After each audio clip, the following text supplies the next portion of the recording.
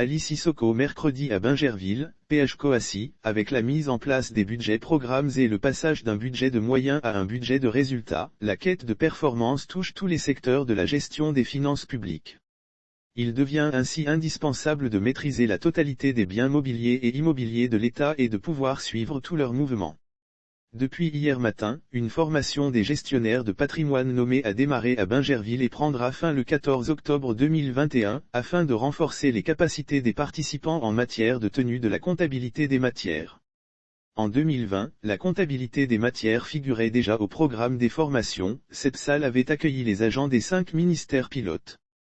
En 2021, le mouvement s'est accéléré et 2 sessions destinées aux gestionnaires de patrimoine nommés ont eu lieu au mois d'avril, a précisé Claudie Rigaud, chef du projet Institut des Finances, représentant le conseiller Bamban Galadejo, coordonnateur du projet Institut des Finances.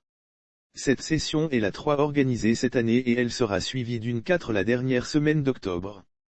Claudie Rigaud a informé les participants que dès à présent, une évaluation du transfert des acquis sera réalisée en mars-avril 2022 afin de mesurer le niveau de mise en pratique des connaissances acquises ou consolidées durant ce séminaire et cela se fera via un questionnaire à remplir en ligne. Durant les 3 journées de formation, les participants seront accompagnés par l'équipe de l'Institut des Finances. Elle a enfin rappelé que l'Institut des Finances est une structure de renforcement des capacités des agents des administrations économiques et financières et il a pour cœur de métier, les finances publiques.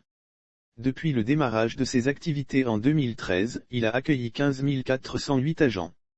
Ali Sissoko, directeur du patrimoine de l'État, a situé les enjeux de cette formation. Selon lui, il s'agit de mettre à niveau les nouveaux gestionnaires du patrimoine de l'État et permettre à l'État de disposer de sa situation patrimoniale. C'est une question internationale, nous allons au-delà des situations financières des États pour aller aux situations patrimoniales de l'État. Que vaut un État en termes de biens et immeubles, même d'autres biens incorporels? C'est donner les rudiments, les méthodes, pour que nos gestionnaires des patrimoines qui sont dans chacun des ministères sectoriels puissent recueillir toutes les informations concernant les biens de l'État. De sorte que nous, direction du patrimoine de l'État, nous coordonnons toutes ces informations pour informer le ministère des Finances à travers le ministre du Budget et du portefeuille de l'État. En vue d'élaborer la situation patrimoniale de l'État. C'est ce processus qui est en cours.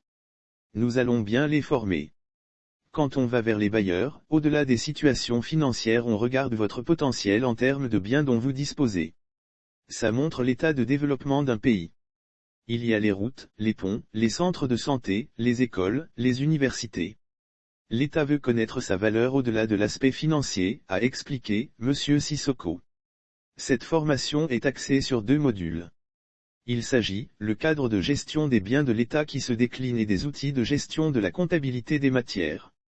Selon Niamien Conan Théodore de la sous-direction de l'évaluation de la comptabilité des matières, formateur, le premier module est divisé en 5 grands points, le cadre législatif et réglementaire de la comptabilité des matières, les différents concepts de la comptabilité des matières, le champ d'application de la comptabilité des matières, les acteurs et leurs responsabilités et le contrôle de la comptabilité des matières.